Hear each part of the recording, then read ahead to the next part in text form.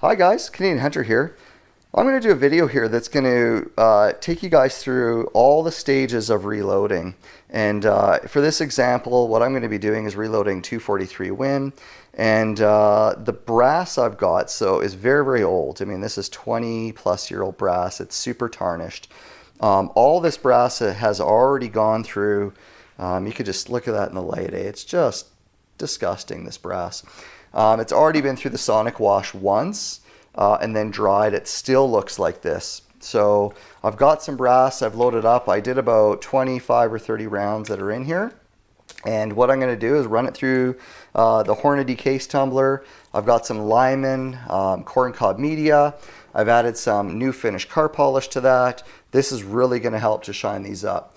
To give you guys a quick idea, here's a 7mm mag that I would say looked as tarnished as those 243s. And after tumbling them for about 6 hours, I mean, that's what you get. They absolutely just look beautiful.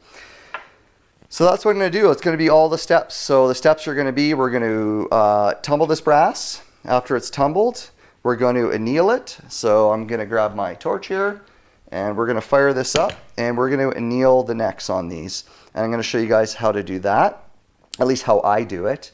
It seems to work really, really well. And the reason I'm going to do that is this old brass is brittle and we need to soften these necks again so they don't crack on us.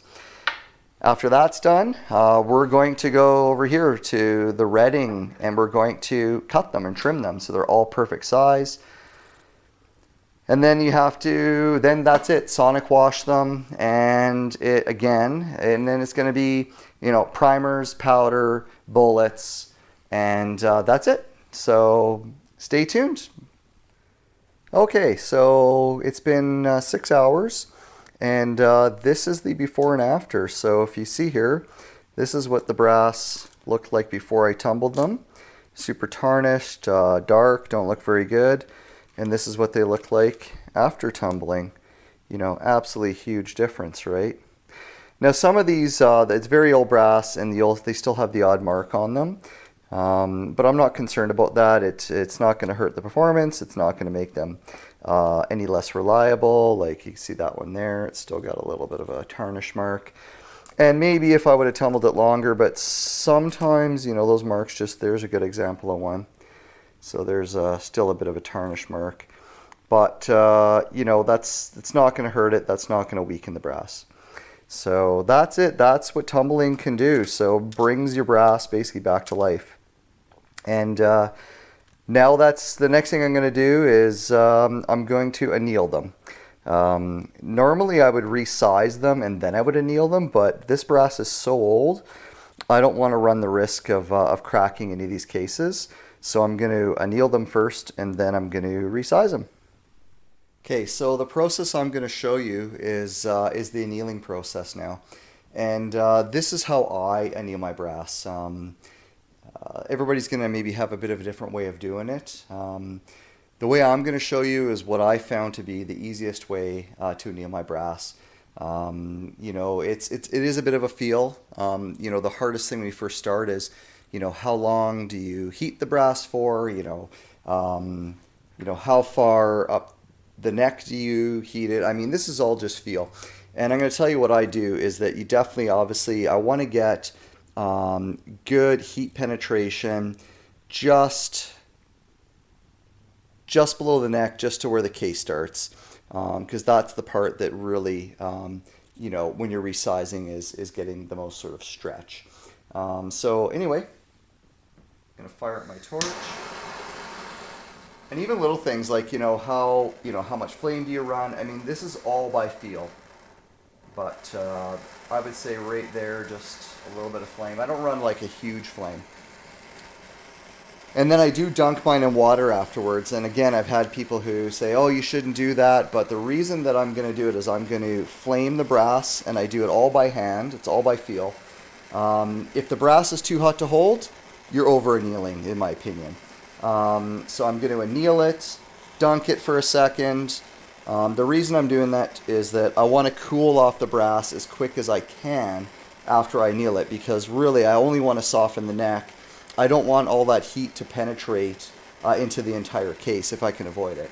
So And all I do is I have a bit of a turning technique that I do. Okay, so I'm going to get started and I'm going to just, I would say I do about 3 rotations. I sort of slowly turn it to the right, slowly turn it back to the left, slowly turn it back to the right.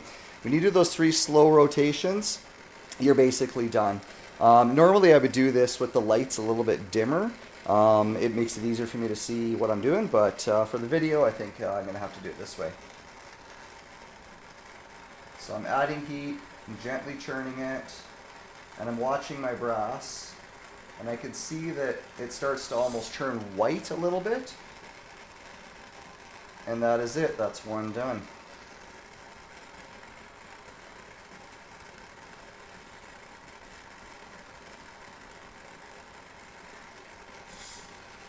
And again, all this is just a little bit by feel.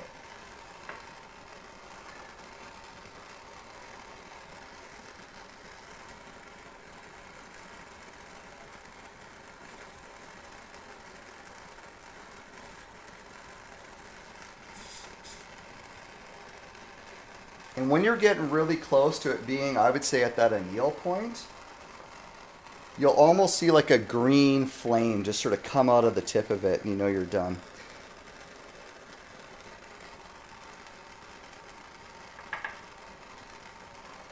So I'm going to do one more. I have to admit, when you're doing bigger cartridges like 7mm mag, my technique is a little bit easier. When you're doing shorter cases like 243, not going to lie to you, they get pretty hot. Not that it's going to burn you, but those cartridges are pretty hot to touch. That's annealing. The next process I'll do after I finish doing these is we'll move on to resizing. Alright, so they're all annealed now.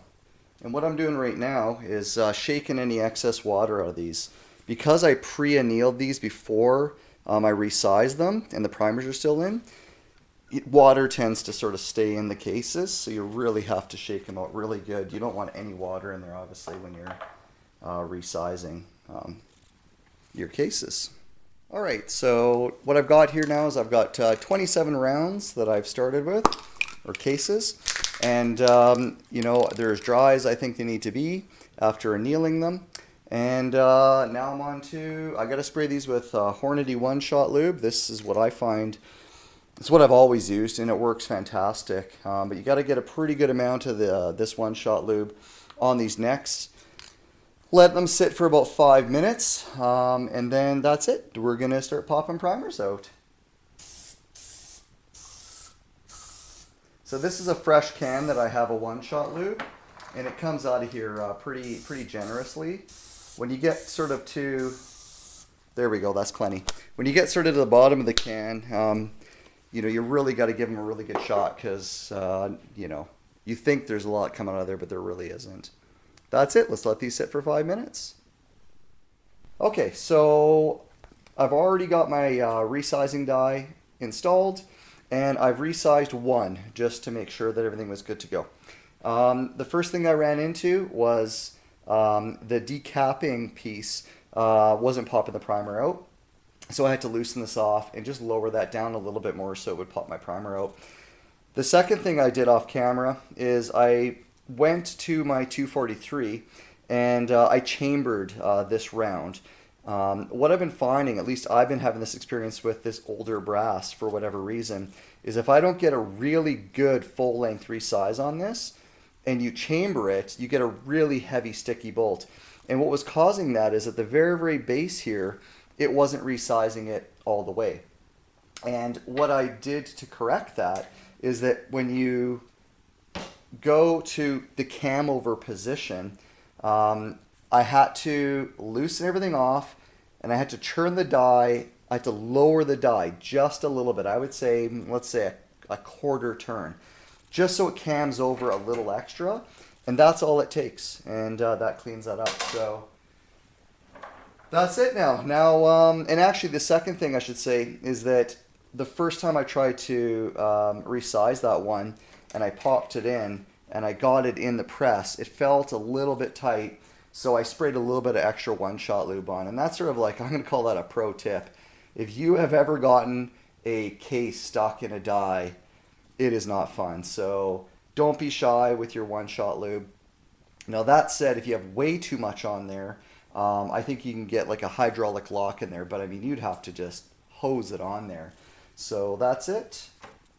You know, that one went a little bit stiffer, but you know, I've been finding again that this older brass, and I'm going to just shoot that one through one more time, that this older brass, you know, you got to work with it a little bit more. This is not as fun as working with brand new brass or only like, you know, fairly new one-shot brass. I mean, it's a bit more work you got to put into this, but I got all this brass for free, so how can you argue with that, right?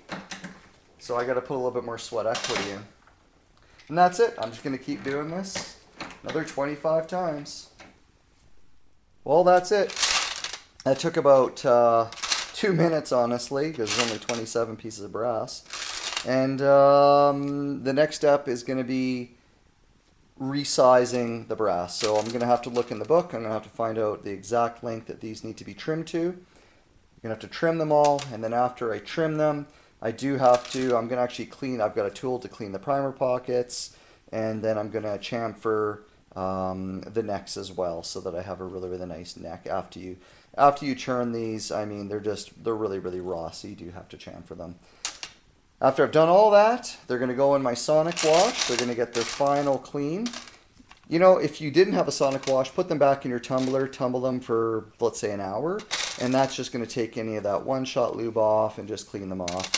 But I have a sonic wash, so I'm going to get, what I like about the sonic wash is you really get in these primer pockets. These things are just going to look brand new when I'm done. So that's it. Next is going to be resizing. Okay guys, well I'm going to call this part 1 of this video. So we're up to the point now where all that's left to do is trim the brass, clean up the brass as far as primer pockets go and chamfering it. It's going to go in the sonic wash. And then that's it. We're going to be doing seeding new primers. We're going to do selecting an appropriate charge weight. And actually, I might even get into just even some reasons of why I might even choose certain powders. And we're going to do reloading them. That's it. It's going to be charging them, seeding bullets, and that's it. We're going to be all done. So stay tuned for part 2, guys. This is just going to be part 1 for now.